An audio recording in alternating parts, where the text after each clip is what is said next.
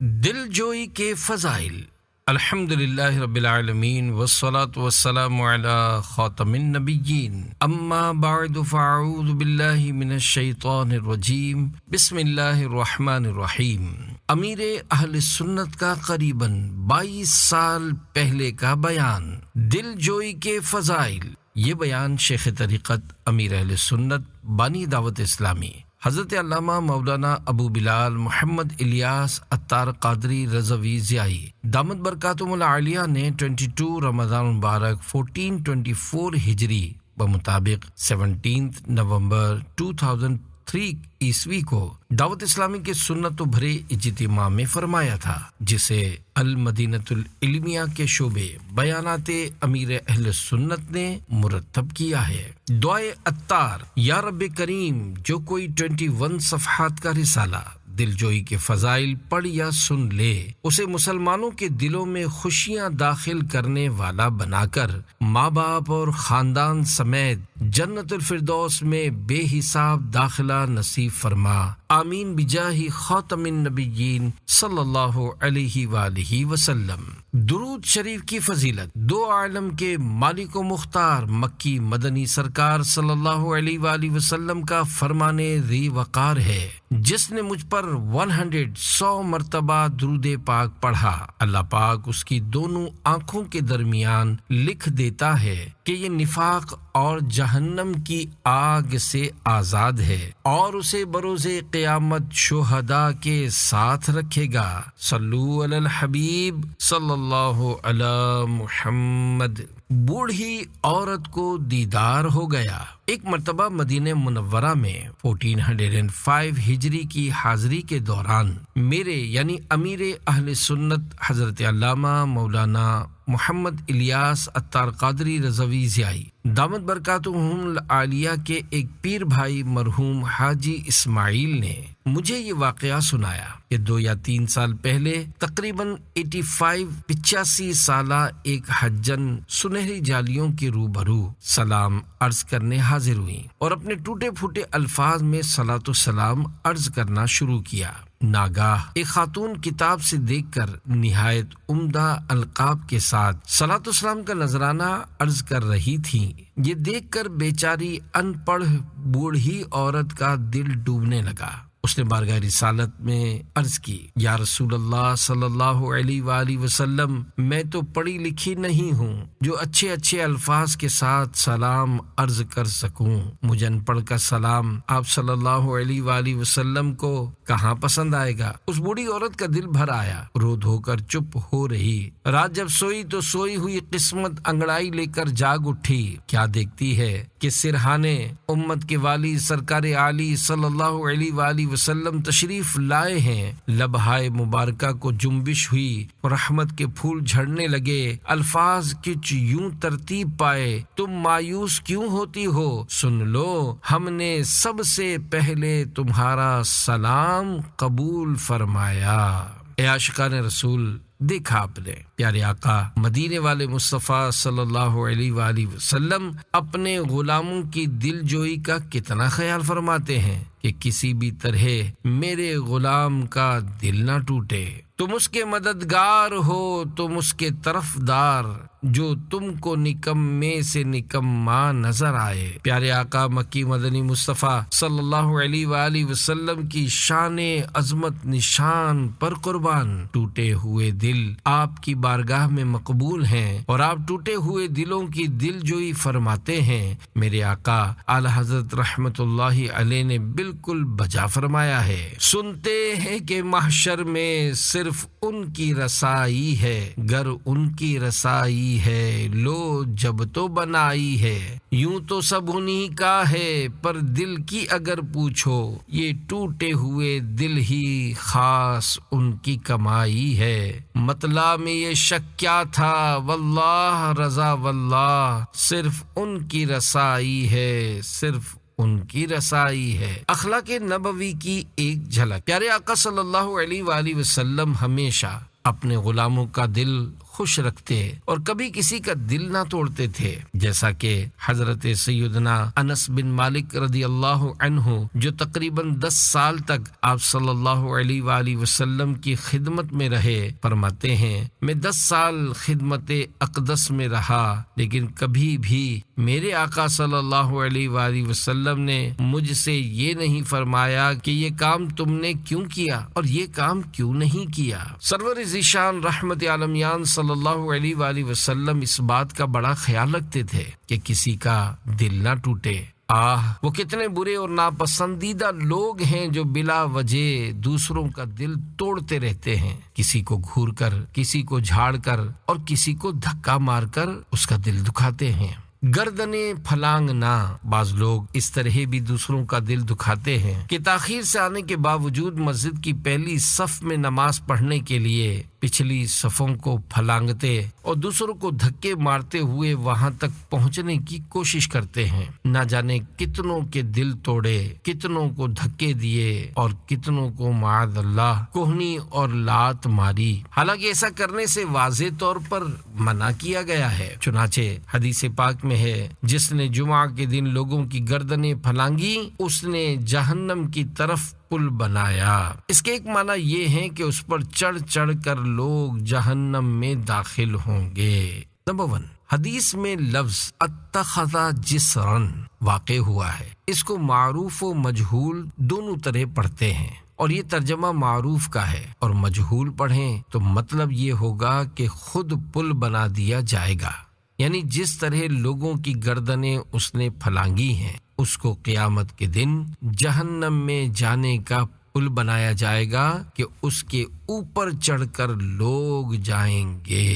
سوچے تو صحیح کہ اگر بھگدڑ مچے اور اس مجمع میں کوئی گر جائے اور اس پر لوگ گزریں تو کوئی جوتے والا، کوئی چپل والا بھاگ رہا ہے اور کوئی لات تو کوئی گھونسا مار رہا ہے اور وہ کچلتا رہے اس طرح، تو میرا خیال ہے اس کا حلوہ ہو جائے۔ یہ کتنا سخت معاملہ ہے، اس لیے لوگوں کے دل کا بہت خیال رکھنا ہے۔ نیکیوں کی ضمن میں گناہوں کا ارتکاب۔ پیارے پیارے اسلامی بھائیوں، نیک کام کرتے ہوئے لوگوں کی دل آزاری سے بچنا بہت ضروری ہے۔ کئی نیکیاں ایسی ہوتی ہیں کہ بندہ سوچتا ہے کہ میں انہیں کر لوں، مگر ان نیکیوں کے ضمن میں وہ بہت سے لوگوں کے دل توڑتا اور گناہگار ہوتا چلا جاتا ہے۔ شیطان ایسے شخص پر ہنستا ہے کیونکہ نیکیوں کے ضمن میں دوسروں کی دل آزاریاں کرنے والا بے وقوف انسان سمجھتا ہے کہ میں اللہ پاک کو خوش کر رہا ہوں، حالانکہ وہ اللہ پاک کو سخت ناراض کر کے دونوں ہاتھوں سے اپنے لیے جہنم کے انگارے سمیٹ رہا ہوں۔ اسے اس مثال سے سمجھیے کہ نعت خوانی میں حاضر ہونا ثواب کا کام ہے، لیکن اگر کوئی رات 2 بجے تک نعت خوانی میں شریک رہے اور گھر میں ماں ناراض ہو کر انتظار کر رہی ہو کہ پتہ نہیں کب میرا بیٹا گھر آئے گا، اور پھر اسی فکر میں اس نے باپ کو بھی نہ سونے دیا ہو حالانکہ انہیں صبح نوکری پر جانا ہو، اب اگر کوئی اس طرح کی نعت خوانیوں میں شرکت کر کے سمجھے کہ میں بڑی اعلیٰ درجے کی عبادت کر رہا ہوں تو یہ اس کی بہت بڑی بھول ہے۔ ایسا شخص ماں باپ کا دل دکھانے کی وجہ سے گناہگار ہے اور عذاب نار کا حقدار۔ یاد رکھیے، نعت خوانی اگرچہ نیک کام ہے لیکن یہ ایک مستحب کام ہے، جبکہ ماں باپ کی اطاعت فرض ہے۔ ماں باپ کی اطاعت کب تک کی جائے گی؟ اے عاشقان رسول، ماں باپ کی اطاعت اس وقت تک کرنی ہے جب تک وہ معصیت یعنی اللہ پاک اور اس کے پیارے رسول صلی اللہ علیہ وآلہ وسلم کی نافرمانی کا حکم نہ دیں۔ اگر ماں باپ نماز پڑھنے سے روکیں تو اب ان کی بات نہیں مانی جائے گی، کیونکہ نماز نہ پڑھنے کی صورت میں اللہ پاک اور اس کے پیارے رسول صلی اللہ علیہ وآلہ وسلم کی نافرمانی ہوگی۔ اسی طرح اگر ماں باپ بلا اجازت شرعی مسجد میں باجماعت نماز پڑھنے سے منع کریں اور گھر میں نماز پڑھنے کا کہیں تو اس صورت میں بھی ان کی بات نہیں مانی جائے گی۔ ہاں، اگر روکنے کی کوئی شرعی وجہ ہو، مثلا ماں بیمار ہے، اسے سنبھالنے والا کوئی نہیں، تو ایسی صورت میں گھر میں نماز پڑھنے کی اجازت ہے۔ یہ اصول ذہن نشین کر لیجئے کہ کوئی بھی ایسا نفلی کام نہیں کرنا چاہیے کہ جس کی وجہ سے ماں باپ کی نافرمانی ہو۔ مثلا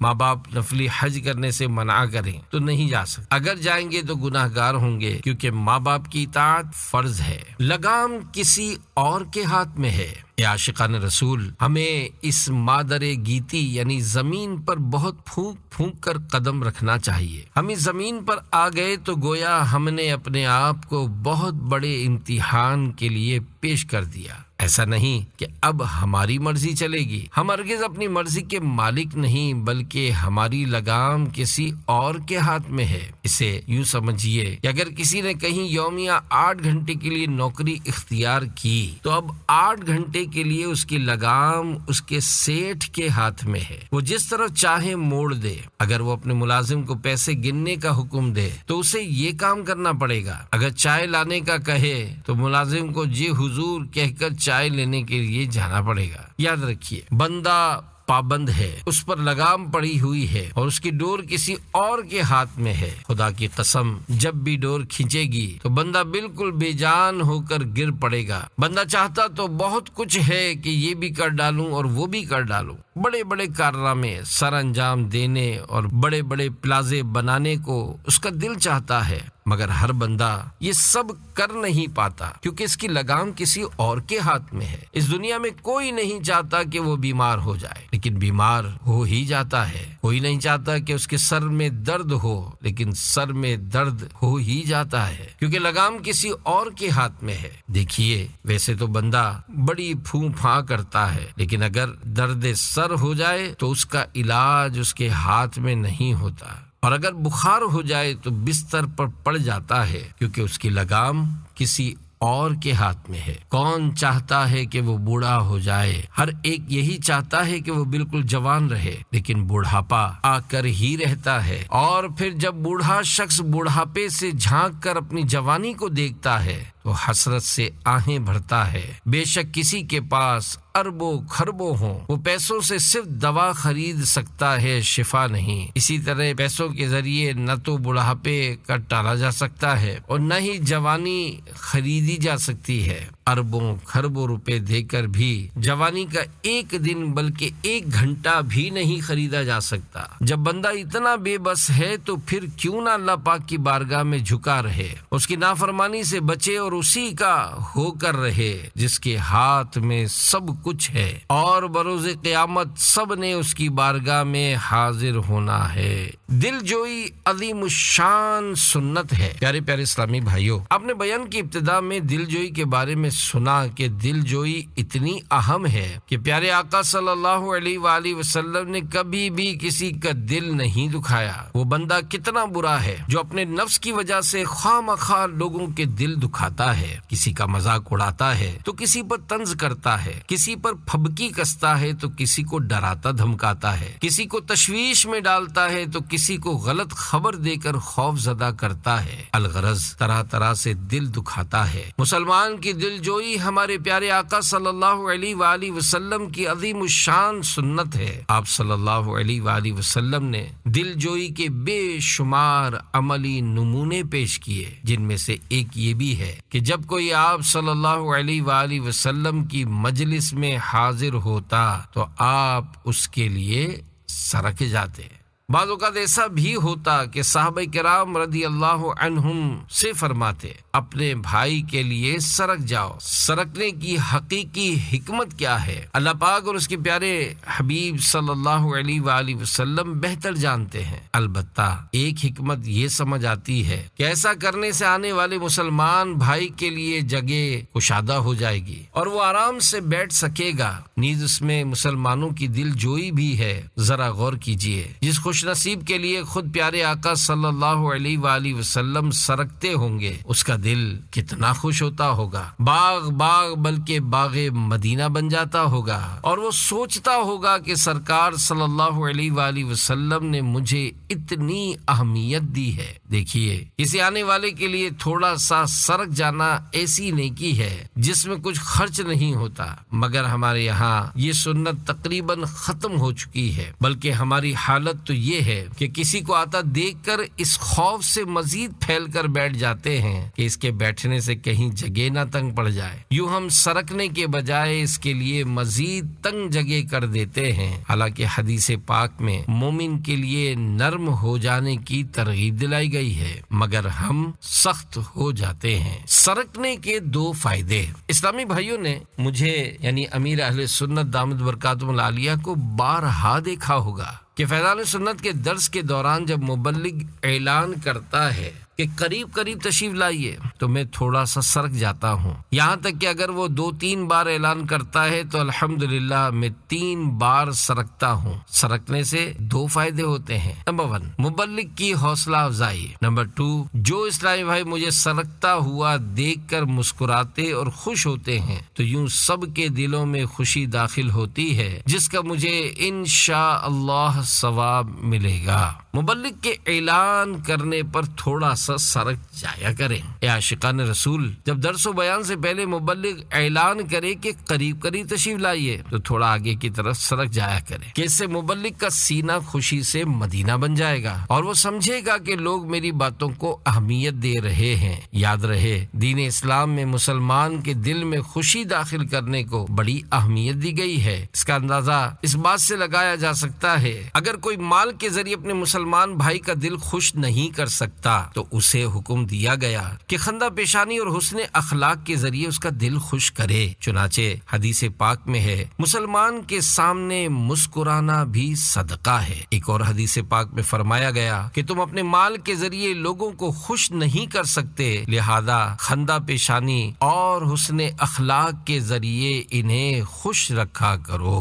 خوشی کا فرشتہ۔ مسلمان کے دل میں خوشی داخل کرنے کے کیا کہنے؟ چنانچہ حضرت علامہ جلال الدین سیوطی شافعی رحمت اللہ علیہ نقل فرماتے ہیں جب ایک مسلمان دوسرے مسلمان کے دل میں خوشی داخل کرتا ہے تو اللہ پاک اس خوشی سے ایک فرشتہ پیدا فرماتا ہے جو اللہ پاک کی عبادت اور توحید بیان کرتا ہے، اور پھر جب بندہ مر جاتا ہے تو یہ خوشی کا فرشتہ اس کی قبر میں آ کر پوچھتا ہے کیا تم مجھے پہچانتے ہو؟ بندہ کہتا ہے آپ کون ہیں؟ تو خوشی کا فرشتہ جواب دیتا ہے میں اس خوشی کی شکل ہوں جو تو نے فلاں مومن کو عطا کی تھی۔ اب میں وحشت یعنی گھبراہٹ یعنی قبر کی گھبراہٹ میں تجھے راحت پہنچاؤں گا، تجھے تیری حجت یعنی منکر نکیر کے سوالات کے جوابات بتاؤں گا، قول ثابت یعنی حق بات سے تجھے ثابت قدمی عطا کروں گا، بروز قیامت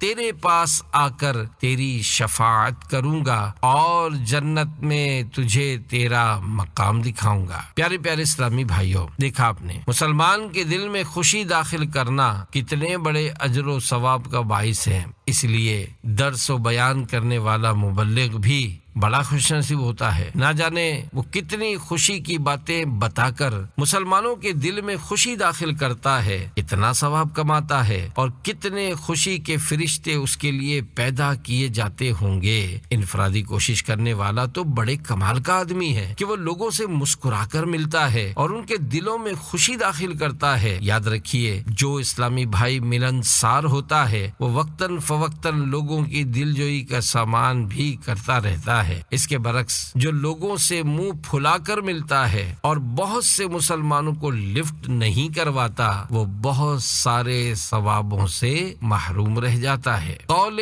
ثابت سے مراد حضرت علامہ جلال الدین سیوطی شافعی رحمت اللہ علیہ کی روایت میں فرمایا گیا کہ خوشی سے پیدا ہونے والا فرشتہ جب قبر میں آئے گا تو کہے گا قول ثابت سے تجھے ثابت قدمی عطا کروں گا۔ یاد رہے قول ثابت سے مراد حق بات یعنی کلمہ ایمان ہے جس پر اہل ایمان کو اللہ پاک کی رحمت سے ثابت قدمی نصیب ہوتی ہے، جیسا کہ پارہ 13 سورہ ابراہیم کی آیت نمبر 27 میں ارشاد ہوتا ہے یثبت اللہ الذین آمنوا بالقول الثابت فی الحیاۃ الدنیا وفی الآخرہ۔ ترجمہ کنز ایمان۔ اللہ ثابت رکھتا ہے ایمان والوں کو حق بات پر دنیا کی زندگی میں اور آخرت میں۔ الحمدللہ، مومن کی یہ شان ہے کہ چاہے کیسی ہی مصیبتیں آ جائیں وہ صابر ہی رہتا ہے، اور چاہے کچھ بھی ہو جائے دین اسلام کا دامن نہیں چھوڑتا، یہاں تک کہ اس کی زندگی کا خاتمہ ہو جاتا ہے۔ پھر وہ آخرت کی منزلوں میں سے اول منزل یعنی قبر میں پہنچ کر اللہ پاک کے فضل سے منکر نکیر کے سوالات کے وقت ثابت قدم رہتا، یعنی درست جوابات دیتا ہے۔ پھر اس کی قبر وسیع کر دی جاتی ہے اور اس میں جنت الفردوس اور خوشبوئیں آتی ہیں، قبر سے اندھیرا دور ہو جاتا ہے اور وہ نور نور ہو جاتی ہے۔ آسمان سے ندا آتی ہے، میرے بندے نے سچ کہا۔ اللہ پاک ہم سب کو قول ثابت پر ثابت قدم رکھے، آمین بجاہ خاتم النبیین صلی اللہ علیہ وآلہ وسلم۔ دلجوئی کی ایک آسان صورت۔ اے عاشقان رسول، ہماری زندگی میں دلجوئی کے بہت سے ایسے مواقع آتے ہیں جن میں کوئی پائی پیسہ خرچ نہیں کرنا پڑتا، کسی قسم کی محنت نہیں کرنی پڑتی اور نہ ہی کوئی زحمت اٹھانی پڑتی ہے۔ مثلاً کسی نے آپ سے کہا مجھے فلاں جگہ جانا ہے، ایڈریس سمجھا دیجئے۔ اب اگر آپ نے مسکرا کر اسے ایڈریس سمجھا دیا یا اس کے ساتھ 2 قدم چل کر مطلوبہ گلی بتا دی تو یہ بھی مسلمانوں کی دلجوئی کا ایک خوبصورت اور ثواب کا کام ہے۔ اسی طرح کوئی بے چارہ وزنی سامان اٹھا کر سر یا کندھے پر رکھنا چاہ رہا ہے مگر رکھ نہیں پا رہا تو اٹھا کر اس کے سر پر رکھوا دیجئے، بلکہ ہو سکے تو اپنے کندھے پر اٹھا کر مطلوبہ مقام تک پہنچا دیجئے۔ اگر دعوت اسلامی کے دینی ماحول سے وابستہ اسلامی بھائی ایسا کریں گے تو اس کے بہت سے فوائد حاصل ہوں گے۔ مثلا جس کا بوجھ اٹھایا ہوگا اس کے دل سے دعائیں نکلیں گی اور وہ لوگوں کو بتائے گا کہ دعوت اسلامی والے بہت اچھے ہوتے ہیں، اور پھر انہیں اپنا واقعہ سنائے گا کہ ایک بار میں اپنا وزنی سامان نہیں اٹھا پا رہا تھا تو ایک دعوت اسلامی والے نے میرا وزنی سامان اپنے کندھے پر اٹھا کر میرے گھر تک پہنچا دیا۔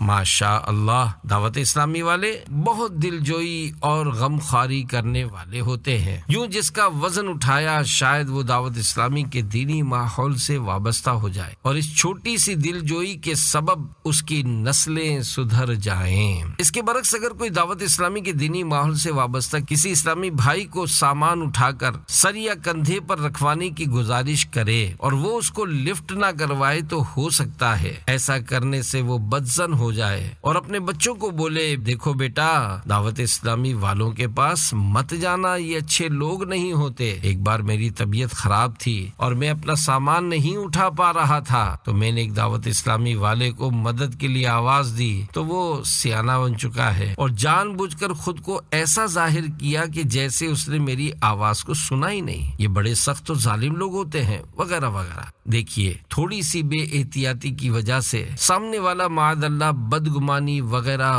بہت سے گناہوں میں مبتلا ہو سکتا ہے۔ بچوں کی بھی دل جوئی کیجیے۔ پیارے پیارے اسلامی بھائیوں، دل جوئی کا معاملہ صرف بڑوں کے ساتھ ہی خاص نہیں بلکہ بچوں کے ساتھ بھی ہونا چاہیے، اور جہاں تک ہو سکے سب بچوں کے ساتھ یکساں سلوک کیا جائے۔ لیکن ہماری اکثریت اس معاملے میں غیر محتاط ہے۔ وہ اس طرح کہ ہم کسی بچے سے زیادہ پیار کرتے ہیں اور کسی سے کم، جس کے باعث بچوں میں احساس محرومی پیدا ہوتا ہے۔ دیکھیے عام طور پر چھوٹا بچہ والدین کو جو زیادہ عزیز ہوتا ہے، مثلا ایک بچہ 3 سال کا ہے اور دوسرا 1.5 سال کا، تو جو 1.5 سال کا ہے اس پر ماں باپ کو زیادہ پیار آئے گا۔ لیکن اگر ماں باپ صرف اسی کو چومتے بہلاتے اور کھلونے لا کر دیتے رہے تو 3 سال والا بچہ بظاہر ماں باپ کو کچھ نہیں بولے گا، لیکن غیر محسوس طریقے سے اس کے دل میں ماں باپ کے لیے نفرت بیٹھتی چلی جائے گی۔ پھر جب بڑھاپے میں ماں باپ کو اس کی ضرورت ہوگی تو وہ اس بات کا اظہار بھی کر سکتا ہے۔ ہو سکتا ہے اس وقت تک 1.5 سال والا بچہ دنیا سے رخصت ہو جائے، یا وہ اس لیے باغی بن جائے کہ جب تیسرا بچہ پیدا ہوا تھا تو ماں باپ نے اسے بھی نظر انداز کر دیا تھا اور ساری توجہ تیسرے بچے پر مذکور کر دی تھی۔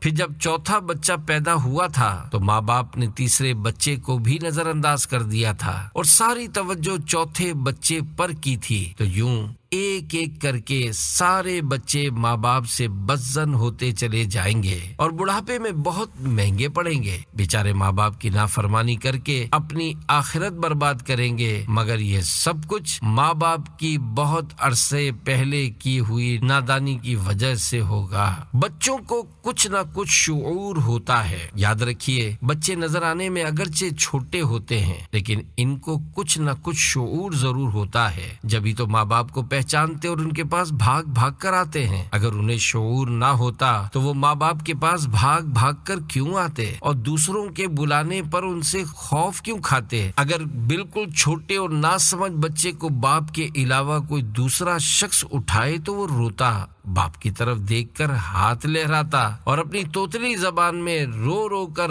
اشکوں کی زبانی فریاد کرتا ہے کہ ابو مجھے آپ اٹھائیے۔ پتہ چلا کہ بچے میں تھوڑی بہت سمجھ ضرور ہوتی ہے، اس کے ذریعے وہ اپنے ماں باپ کے رویے کو نوٹ کرتا ہے، لیکن بیچارہ بے بس اور لاچار ہونے کے سبب نہ کچھ بول سکتا ہے اور نہ ہی کسی سے فریاد کر سکتا ہے، مگر جب وہ بڑا ہوگا تو اپنے ماں باپ کے رویے کے بارے میں دوسروں کو ضرور بتائے گا۔ مجھ یعنی امیر اہل سنت سے ملاقات کے دوران بہت سے لوگ اس بات کا اظہار کرتے ہیں کہ ہمیں بچپن میں نہ ماں کا پیار ملا اور نہ باپ کا۔ چونکہ دعوت اسلامی ایک عوامی تحریک ہے اور اس کا عوام سے واسطہ ہے، اس لیے مبلغین کو وقتاً فوقتاً اس طرح کی باتیں سننے کو ملتی رہتی ہیں۔ اگرچہ ہر طرح کے لوگ دعوت اسلامی کے دینی ماحول سے وابستہ ہیں، لیکن عام طور پر معاشرے کے کچلے اور دلی طور پر ٹوٹے ہوئے افراد اس کی طرف زیادہ آتے ہیں، جبکہ خوشحال، فارغ البال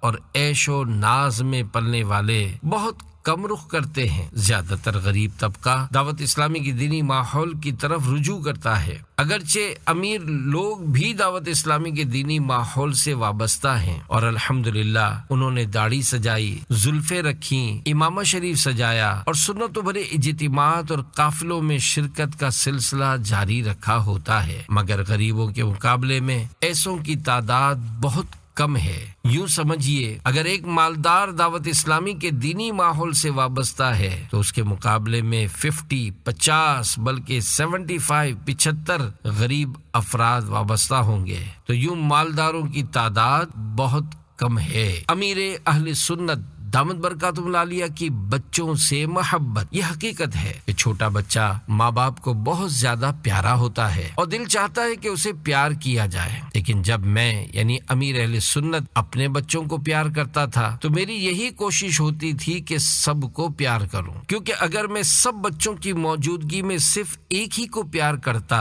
تو ممکن تھا کہ دوسرے بچوں کے دلوں میں میری محبت کم ہوتی چلی جاتی۔ ایک سے زائد بچوں کو پیار کرنے کا طریقہ یہ ہے کہ مثلاً اگر 3 بچے ہیں اور آپ ان میں سے ایک کو چوم رہے ہوں تو دوسرے کو سینے سے چمٹا لیجئے اور تیسرے کو پکڑ کر تھوڑا ہلائیے۔ اگر آپ اس طرح بچوں کو پیار کرنا سیکھ جائیں گے تو انشاءاللہ کوئی بھی بچہ بڑا ہو کر باغی نہیں بنے گا۔ امیر اہل سنت دامت برکاتہم العالیہ کی دل جوئی کا انداز۔ امیر اہل سنت دامت برکاتہم العالیہ فرماتے ہیں، دعوت اسلامی کے آغاز میں کہ جب قافلے کی اصطلاح نہیں تھی اور قافلے کو وفد بولا جاتا تھا، اس دور میں زیادہ تر بیانات میں خود ہی کیا کرتا تھا۔ اگرچہ اس وقت مدنی مقصد کے لیے الفاظ مخصوص نہیں تھے، مگر میرے ذہن میں یہی ہوتا تھا کہ مجھے اپنی اور ساری دنیا کے لوگوں کی اصلاح کی کوشش کرنی ہے۔ الحمدللہ میں نے شیطان اور نفس امارہ کے خلاف جہاد جاری رکھا ہوا ہے، اور حدیث پاک میں ہے المجاہد من جاہد نفسہ، یعنی مجاہد وہ ہے جو اپنے نفس کے ساتھ جہاد کرے۔ بہرحال چھٹی سے ایک دن پہلے میں یعنی امیر اہل سنت یہ اعلان کیا کرتا تھا کہ کل چھٹی ہے، ہم دوپہر کو اتنے بجے گھر سے روانہ ہوں گے اور فلاں مسجد میں عصر، فلاں مسجد میں مغرب اور فلاں مسجد میں عشاء کا بیان ہوگا۔ الحمدللہ میرے اعلان کرنے پر 80، 90 بلکہ 100 اسلامی بھائی جمع ہو جایا کرتے تھے اور پھر مختلف مساجد میں جا کر نیکی کی دعوت کی دھومیں مچایا کرتے تھے۔ اللہ پاک کے فضل و کرم سے اس وقت بھی میرا مسلمانوں کی دل جوئی کا ذہن تھا۔ سنتوں بھرے بیانات سننے کے لیے بہت سے نئے نئے لوگ آتے تھے اور میری کوشش ہوتی تھی کہ جو ایک بار آ گیا سو آ گیا، اب اسے دینی ماحول سے واپس نہیں جانا چاہیے۔ اسی مقصد کے تحت میں اسلامی بھائیوں سے مزاج پرسی کرتا اور راہ چلتے ہوئے اپنا ایک ہاتھ کسی اسلامی بھائی کے کندھے پر رکھتا اور دوسرے ہاتھ سے کسی کو تھام لیتا تھا اور اس دوران تیسرے اسلامی بھائی سے بات چیت شروع کر دیتا۔ یوں الحمدللہ میرا شروع سے ہی مسلمانوں کی دل جوئی کا ذہن ہے۔ دل جوئی خالی باتیں کرنے یا چاہ لینے سے نہیں ہوتی، بلکہ جب تک اس کام کے لیے خودی کو نہیں مٹائیں گے، اس کام کے ہو کر نہیں رہ جائیں گے اور عملی طور پر اسے سر انجام دینے کی پوری کوشش نہیں کریں گے، تب تک یہ کام نہیں ہوگا۔ اگر ہم مسلمانوں کی دل جوئی کرنے والے بن گئے تو انشاءاللہ ہمارے لیے ثواب جاریہ کا ڈھیر لگ جائے گا۔ الحمدللہ دعوت اسلامی کے بے شمار مبلغین تیار ہو کر دنیا بھر میں نیکی کی دعوت کی دھومیں مچا رہے ہیں۔ مجھے اللہ پاک کی رحمت سے امید ہے کہ اس کے فضل و کرم سے اس عظیم کام میں میرا حصہ بھی شامل ہے، کیونکہ الحمدللہ میں نے بھی خوب انفرادی کوششیں کی ہیں۔ میں تو تنہا ہی چلا تھا جانب منزل، مگر ایک آتا گیا کارواں بنتا گیا۔ مسلمان کی دل جوئی، اے عاشقان رسول، اپنا یہ ذہن بنا لیجئے کہ کسی کا دل نہیں توڑنا، بس سبھی کی دل جوئی کرنی ہے۔ یاد رہے جب تک مصلحت شرعی نہ ہو لوگوں کا دل خوش کیے چلے جانا ہے، اور جہاں مصلحت شرعی ہو یعنی شریعت دل جوئی نہ کرنے کا حکم دے وہاں کسی کا لحاظ نہ کیا جائے۔ اے کاش ہم مسلمانوں کی دل جوئی کرنا سیکھ لیں، ان کا دل توڑنا، جھاڑنا اور بلا وجہ گھورنا بند کر دیں۔ یاد رکھیے کسی کو گھور کر اس کا دل دکھانا بھی گناہ ہے، لیکن آج کل اس طرح گھورا جاتا ہے کہ جیسے گھورنا کوئی مسئلہ ہی نہیں ہے۔ اے کاش ہم مومنوں کے لیے نرم اور کشادگی والے بن جائیں۔ جب ہماری مجلس میں کوئی آئے تو ہم تھوڑا سا سرک کر اس کے لیے بیٹھنے کی جگہ بنانے والے بن جائیں۔ اسی طرح کہیں آنے جانے کا موقع ملے تو دوران سفر بس یا ٹرین میں اپنی سیٹ پر مزے سے بیٹھنے کے بجائے کسی کھڑے ہوئے مسلمان کو اپنی جگہ پیش کر دیجئے تاکہ کچھ دیر کے لیے وہ بیٹھ جائے اور کچھ دیر کے لیے آپ بیٹھ جائیں۔ یوں ایثار کر کے مسلمان کے دل میں خوشی داخل کی جا سکتی ہے۔ دل جوئی کی مختلف صورتیں۔ پیارے پیارے اسلامی بھائیوں، اگر غور کیا جائے تو بہت سے طریقوں سے مسلمان کا دل خوش کیا جا سکتا ہے۔ مثلاً کبھی کسی کو تحفہ دے دیا جائے کہ یہ بھی دل جوئی کا ذریعہ ہے۔ اسی طرح کسی مسلمان نے مشورہ طلب کیا تو اسے اچھا مشورہ دے دیا جائے کہ اس سے بھی اس کا دل خوش ہو جائے گا۔ ایسے ہی رشوت وغیرہ ناجائز ذرائع سے بچتے ہوئے کسی مسلمان کی نوکری لگوا دی جائے کہ ایسا کرنے سے اس کا دل خوش ہوگا اور اس کے گھر والے نوکری لگوانے والے کو دعائیں دیں گے۔ یوں ہی اپنی جیب سے کسی اسلامی بھائی کو سنتیں سیکھنے اور سکھانے کے قافلوں میں سفر کروا دیا جائے کہ اس طرح کرنے سے اس کا دل خوش ہوگا اور وہ جو کچھ قافلے سے سیکھ کر آئے گا اس کا ثواب بھیجنے والے کو بھی ملے گا۔ نیز اگر قافلے میں سفر کرنے کی برکت سے وہ اسلامی بھائی دعوت اسلامی کے دینی ماحول سے وابستہ ہو گیا تو اب اس کے ذریعے جتنا بھی دین کا کام ہوگا انشاءاللہ قافلے میں بھیجنے والے کو بھی اس کا ثواب ملے گا۔ مکتبۃ المدینہ کے کتب و رسائل بھی تحفے میں دیے جا سکتے ہیں کہ اس کی بھی بڑی برکتیں ہیں۔ یاد رہے دل جوئی کے یہ طریقے بظاہر بہت سستے ہیں لیکن ان کا آخرت میں بہت زیادہ فائدہ ہوگا۔ چنانچہ مدنی مذاکرے کی مدنی بہار، پاکستان سے باہر کے اسلامی بھائی کو میں یعنی امیر اہل سنت دامت برکاتہ العالیہ نے مدنی مذاکرے کی بہت سی کیسٹیں پیش کی۔ جب وہ 5 سن چکے تو فرمانے لگے ان میں تو اچھے طبی نسخے، شرعی معلومات، تاریخی معلومات اور فقہی سوالات کے جوابات ہیں۔ آپ نے کیسٹیں مجھے پہلے کیوں نہیں دیں؟ اب میں یہ سب کیسٹیں سنوں گا۔ اس سے یہ بھی معلوم ہوا کہ آپ مدنی مذاکرہ سنوا کے بھی دل خوش کر سکتے ہیں۔ اے عاشقان رسول، ہمارے بزرگان دین رحمت اللہ علیہم لوگوں کی کس قدر دل جوئی فرمایا کرتے تھے، اس کا اندازہ اس واقعے سے لگایا جا سکتا ہے۔ چنانچہ 20 سال تک نابینا رہے۔ حضرت سیدہ امام محمد بن محمد غزالی رحمت اللہ علیہ نقل فرماتے ہیں کہ ایک نیک سیرت لڑکے کی ایک لڑکی سے نسبت یعنی منگنی قائم کی گئی جو بہت ہی حسین و جمیل اور خوبصورت تھی۔ اچانک اس لڑکی کو چیچک کے دانے نکل آئے اور وہ بدصورت ہو گئی۔ اس لڑکی کے گھر والے گھبرا گئے کہ اب کیا ہوگا۔ اتنے میں اس لڑکی کے گھر والوں کو خبر پہنچی کہ دولہے کی بینائی آہستہ آہستہ کمزور ہونے لگی ہے، اور پھر اطلاع آئی کہ وہ نابینا ہو چکا ہے۔ لڑکی کے گھر والے مطمئن ہو گئے کہ اگر ہماری لڑکی کو بیماری لاحق ہو گئی ہے تو لڑکا بھی نابینا ہو گیا ہے۔